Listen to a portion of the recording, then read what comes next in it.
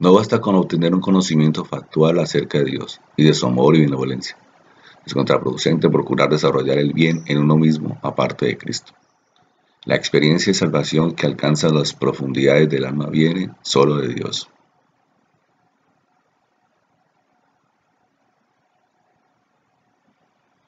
Refiriéndose a esta experiencia, Cristo declaró: el que no naciere de nuevo no puede ver el reino de Dios. El que no naciere de agua y del Espíritu no puede entrar en el reino de Dios.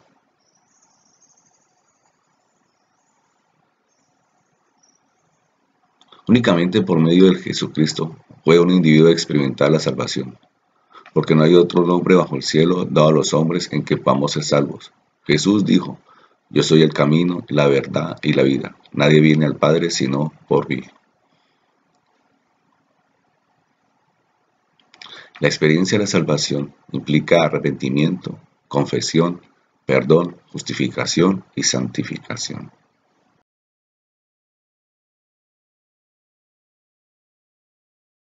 El arrepentimiento. Poco antes de su crucifixión, Jesús le prometió a sus discípulos el Espíritu Santo, el cual revelaría al Salvador cuando éste convenciera al mundo de pecado, de justicia y de juicio.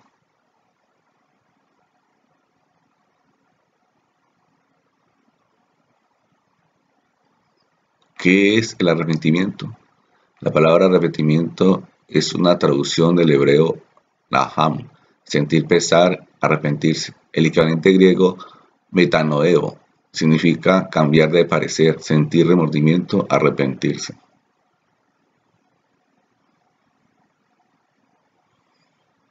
El arrepentimiento genuino produce un cambio radical en nuestra actitud hacia Dios y el pecado.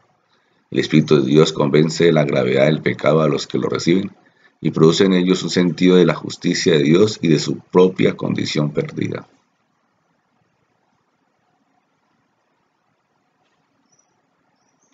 Experimenta pesar y culpabilidad, reconociendo la verdad que el que encubre sus pecados no prosperará, mas el que los confiese y se aparta alcanzará misericordia. Confiesan pecados específicos.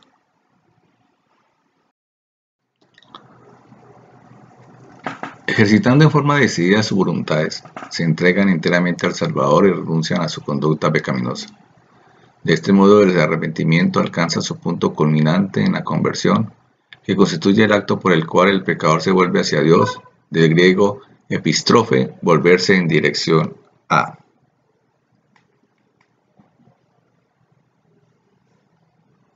Si bien es cierto que el arrepentimiento precede al perdón, el pecador no puede, por su arrepentimiento, hacerse digno de obtener la bendición de Dios. De hecho, el pecador ni siquiera puede producir en sí mismo el arrepentimiento, porque es el don de Dios.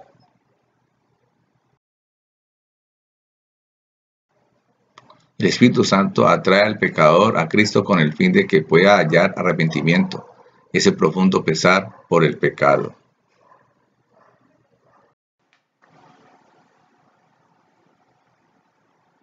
La motivación del arrepentimiento.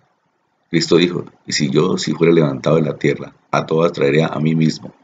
Nuestro corazón se reblandece y subyuga cuando nos damos cuenta de que la muerte de Cristo nos justifica y nos libra de pena de muerte.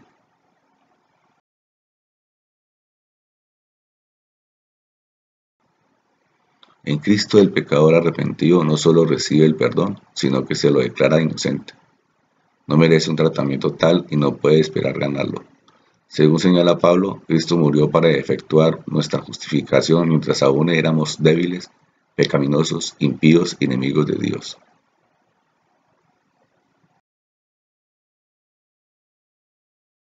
La justificación.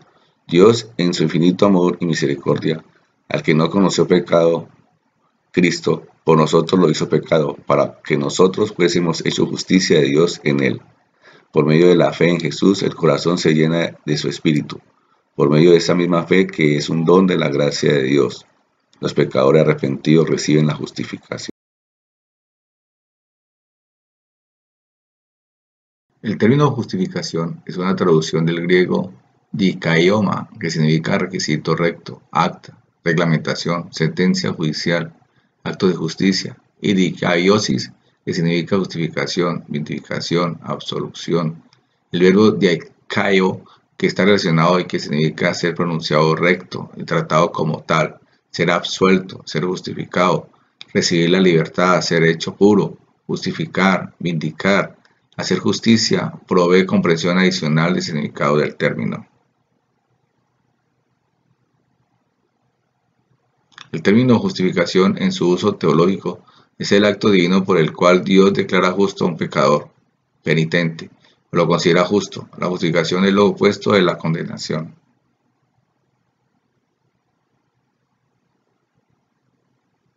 La base de esta justificación no es nuestra obediencia sino la de Cristo, por cuanto por la justicia de uno vino a todos los hombres la justificación de vida.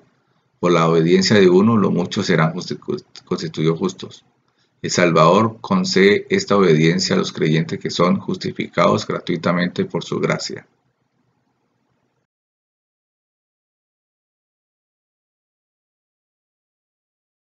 El papel de la fe y las obras. Muchos creen erróneamente que su posición delante de Dios depende de sus obras buenas o malas. Pablo, al tratar el tema de cómo se justifican los individuos delante de Dios, declaró en forma inequívoca que estimaba todas las cosas como perdida para ganar a Cristo y ser hallado en Él, no teniendo mi propia justicia, sino la que es por la fe de Cristo, la justicia que es de Dios por la fe. Señaló a Abraham, el cual creyó a Dios y le fue contado por justicia. Fue justificado antes de someterse a la circuncisión y no por causa de ella.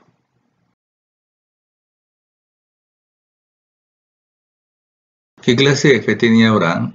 Las escrituras revelan que por la fe Abraham, siendo llamado, obedeció cuando Dios lo llamó, dejando su tierra natal y viajando sin saber a dónde iba. Su fe viva y genuina en Dios se demostró por su obediencia. El patriarca fue justificado de acuerdo con esta fe dinámica.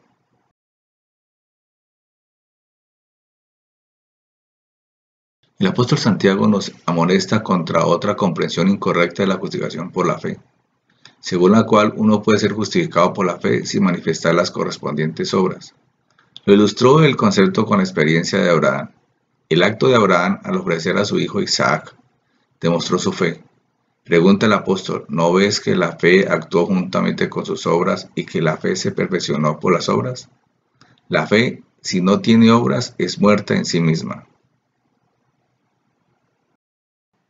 Pablo y Santiago están de acuerdo en lo que constituye la justificación por la fe. Pablo revela la falacia de obtener justificación por las obras, mientras que Santiago enfoca el concepto igualmente peligroso de pretender que somos justificados y mostrar las obras correspondientes. Ni las obras ni una fe muerta pueden conducirnos a la justificación. Esta puede cumplirse únicamente por una fe genuina que obra por amor y purifica el alma.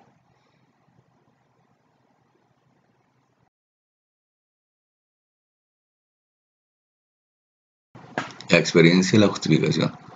Por medio de la justificación por la fe en Cristo, su justicia nos es imputada. Pasamos a estar bien con Dios gracias a Cristo nuestro sustituto. Dios, dijo Pablo, al que no conoció pecado, por nosotros lo hizo pecado, para que nosotros fuésemos hechos justicia de Dios en él. Como pecadores arrepentidos, experimentamos un perdón pleno, completo. Estamos reconciliados con Dios. La visión que tuvo Zacarías acerca de Josué, el sumo sacerdote, provee una hermosa ilustración de la justificación. Josué se halla delante del ángel del Señor, cubierto con vestiduras sucias que representan la contaminación del pecado. Por su condición, Satanás sigue su condenación.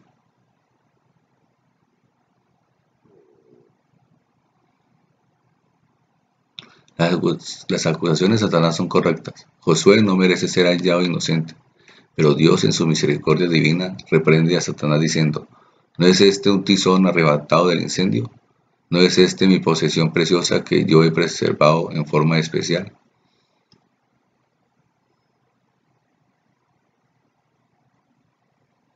El Señor ordena de inmediato que se le quiten las vestiduras sucias y declara, mira que he quitado de ti tu pecado y te he hecho vestir de ropa de gala. Nuestro Dios amante y misericordioso echa a un lado las acusaciones de Satanás y justifica al tembloroso pecador, cubriéndolo con el manto de la justicia de Cristo.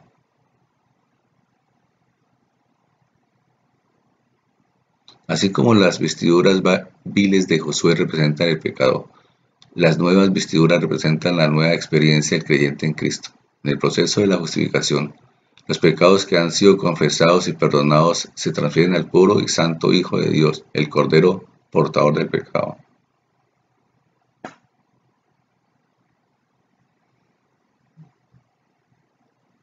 El creyente arrepentido y carente de méritos, sin embargo, es vestido con la justicia imputada de Cristo. Este intercambio de vestidura, esa transición divina y salvadora, es la doctrina bíblica de la justificación.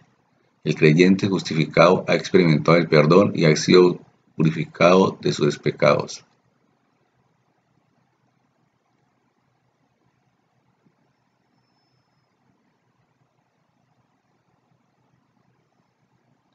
La santificación. La palabra santificación es una traducción del griego agiamostos, que significa santidad, consagración, santificación, derivado de agiazo, hacer santo, consagrar, santificar, colocar aparte. El equivalente en hebreo es hadash, apartar del uso común. El verdadero arrepentimiento y justificación conduce a la santificación. La justificación y la santificación se hallan estrechamente relacionadas, distintas pero nunca separadas. Designan dos aspectos de la salvación. La justificación es lo que Dios hace por nosotros, mientras que la santificación es lo que Dios hace en nosotros.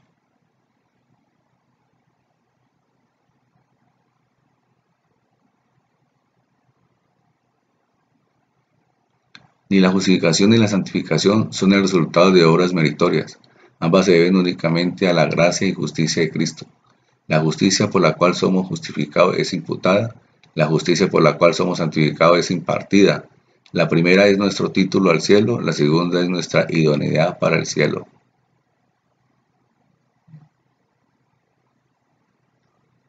Las tres fases de la santificación que presenta la Biblia son: primero, un acto cumplido en el pasado del creyente; segundo, un proceso en la experiencia presente del creyente; tercero, el resultado final que el creyente experimentará cuando Cristo vuelva.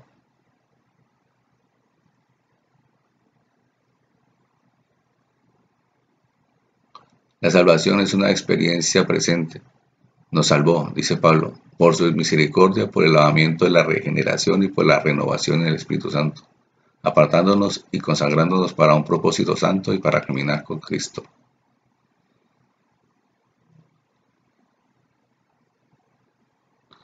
Segundo, la adopción en la familia de Dios. Al mismo tiempo, los nuevos creyentes han recibido el espíritu de adopción. Dios lo ha adoptado como sus hijos, lo cual significa que los creyentes son hijos e hijas del Rey Celestial.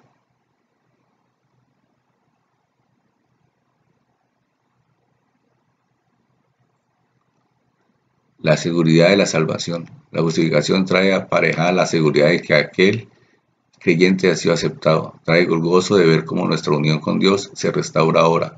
No importa cuán pecaminosa haya sido nuestra vida pasada, Dios perdona todos nuestros pecados y ya no nos hallamos bajo la condenación y maldición de la ley.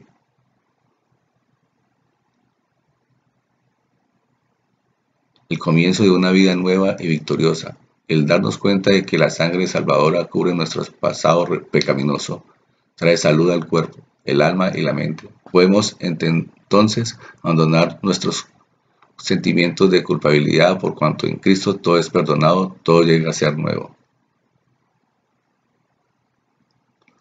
Quinto, el don de la vida eterna. Nuestra nueva relación con Cristo trae consigo el don de la vida eterna. Juan afirmó: el que tiene al Hijo tiene la vida, el que no tiene al Hijo de Dios no tiene la vida. La experiencia de la salvación y el presente. A través de la sangre de Cristo, que trae purificación, justificación y santificación, el creyente se convierte en nueva criatura. Las cosas viejas pasaron y aquí todas son hechas nuevas. Un llamado a una vida de santificación. La salvación incluye el vivir una vida santificada sobre la base de lo que Cristo cumplió en el Calvario. Pablo apeló a los creyentes para que vivieran una vida consagrada a la santidad ética y la conducta moral. Con el fin de capacitarlos para experimentar la santificación, Dios concede a los creyentes el espíritu de santidad.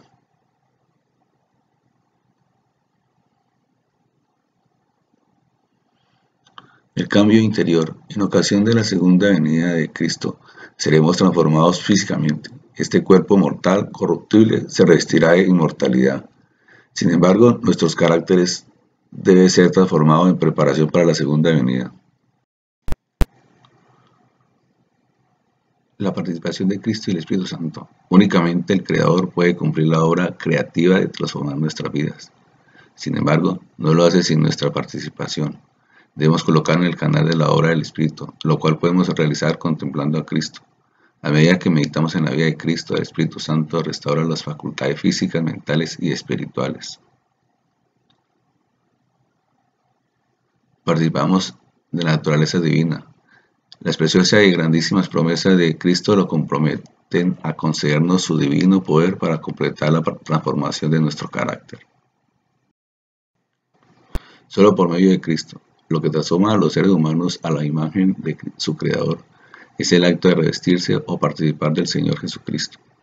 Es el perfeccionamiento del amor de Dios en nosotros. Así como el Espíritu Santo hizo posible que el Cristo divino participara de la naturaleza humana, de la misma forma, ese Espíritu hace posible que nosotros participemos de los rasgos divinos de su carácter. Un proceso dinámico. La santificación es progresiva. Por medio de la oración y el estudio de la palabra, crecemos constantemente en comunión con Dios. Las dos transformaciones. La verdadera transformación. Dios espera reproducir su imagen en los seres caídos, transformando sus voluntades mediante deseos y caracteres. El Espíritu Santo produce en los creyentes un cambio decidido en su punto de vista. Sus frutos: amor, gozo, paz, paciencia, benignidad, bondad, fe, mansedumbre, templanza. Los dos destinos. La vida implica constantes cambios. No hay terreno neutral. Estamos siendo ya sea ennoblecidos o degradados. Somos esclavos del pecado o siervos de la justicia. El que ocupa nuestras mentes nos ocupa a nosotros. Si por medio del Espíritu Santo Cristo ocupa nuestras mentes, lleguemos a ser individuos semejantes a Cristo. Una vida llena del Espíritu cautiva todo pensamiento a la obediencia de Cristo.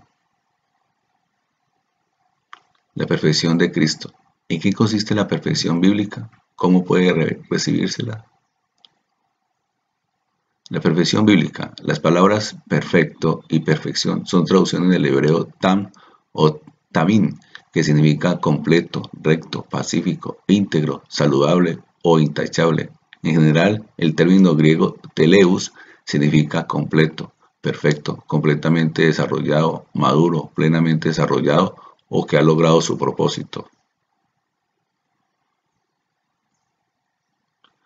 En el Antiguo Testamento, cuando las palabras se usan con referencia a seres humanos, tienen un sentido relativo. A Noé, Abraham y Job se lo describe como perfecto o intachables, a pesar de que todos ellos tenían imperfecciones.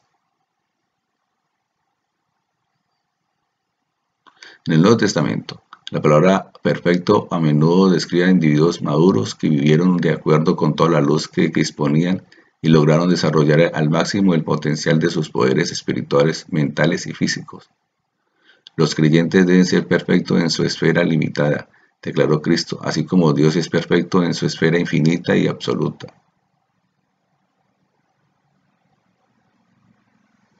A la vista de Dios, un individuo perfecto es aquel cuyo corazón y vida se han rendido completamente a la oración y al servicio de Dios, creciendo constantemente en el conocimiento de lo divino y que por la gracia de Dios viven en armonía con toda la luz que ha recibido, regocijándose al mismo tiempo en una vida de victoria. La perfección completa en Cristo. ¿Cómo podemos llegar a ser perfectos? El Espíritu Santo nos trae la perfección de Cristo. Por fe, el carácter perfecto de Cristo llega a ser nuestro. Nadie podrá jamás pretender que posee esa perfección en forma independiente, como si fuese su posesión innata, o como si tuviese derecho a ella. La perfección es un don de Dios. Avancemos hacia la perfección. ¿Qué papel nos toca desempeñar a nosotros en calidad de creyentes? Por medio de Cristo que mora en nosotros, crecemos hacia la madurez espiritual. Por medio de los dones que Dios ha concedido a su iglesia, podemos desarrollarnos hasta que todos lleguemos a la unidad de la fe, a un varón perfecto, a la medida de la estatura de Cristo.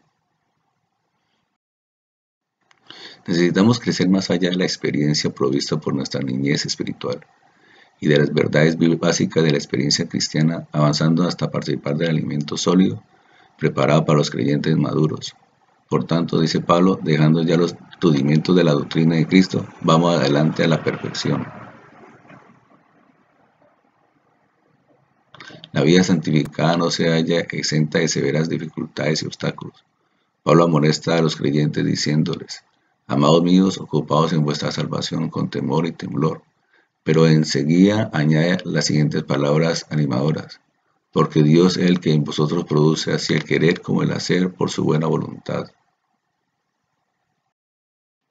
Los cristianos necesitan más que una justificación o santificación puramente legal. Necesitan santidad de carácter. Si bien la salvación siempre es por fe, el título al cielo no descansa exclusivamente en la justicia de Cristo. Además de la justificación, el plan divino de salvación provee, por medio de dicho título y por el hecho de que Cristo mora en el corazón, la idoneidad para el cielo. Esta idoneidad debe ser revelada en el carácter moral del hombre como evidencia de que la salvación ha sucedido. ¿Qué significa esto en términos humanos?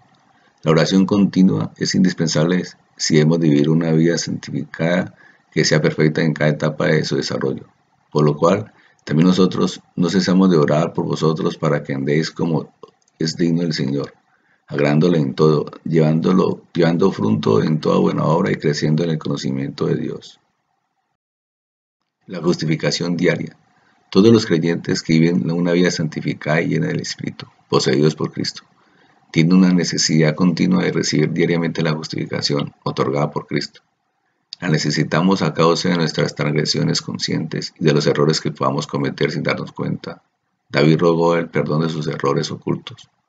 Dios nos asegura que si alguno hubiere pecado, abogado tenemos para con el Padre y a Jesucristo el justo. La experiencia de la salvación y el futuro. Nuestra salvación se cumple en forma final y completa al ser glorificados en la resurrección o trasladados al cielo. Por medio de la glorificación, Dios comparte con los redimidos su propia gloria radiante. Esa es la esperanza que todos nosotros anticipamos en nuestra vida, calidad de hijos de Dios. Dice Pablo: nos gloriamos en la esperanza de la gloria de Dios. Glorificación y santificación. La encarnación de Cristo en nuestros corazones es una de las condiciones para la salvación futura, es decir, la glorificación de nuestros cuerpos mortales, porque es Cristo en vosotros, dice Pablo, la esperanza de gloria. Nuestra redención y adopción final como hijos de Dios sucede en el futuro. Pablo dice: porque el anhelo ardiente de la creación es el guardar la manifestación de los hijos de Dios. Y añade que nosotros también gemimos dentro de nosotros mismos, esperando la adopción, la redención de nuestro cuerpo. La posición bíblica de la adopción y la redención o salvación ya se han cumplido, pero en otro sentido todavía no, confunde a algunos. Pablo relacionaba nuestra salvación presente con la primera venida de Cristo. En la cruz histórica, en la resurrección y en el ministerio celestial de Jesucristo, nuestra justificación y santificación fueron aseguradas de una vez y para siempre. Sin embargo, Pablo relacionó nuestra salvación futura, la glorificación de nuestros cuerpos, con el segundo advenimiento de Cristo.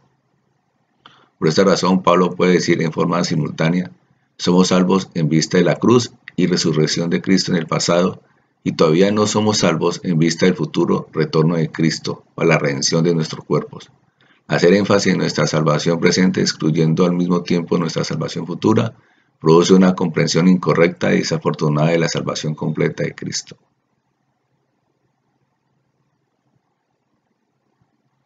La glorificación y la perfección. Algunos creen incorrectamente que la perfección máxima que la glorificación producirá ya está disponible para los seres humanos.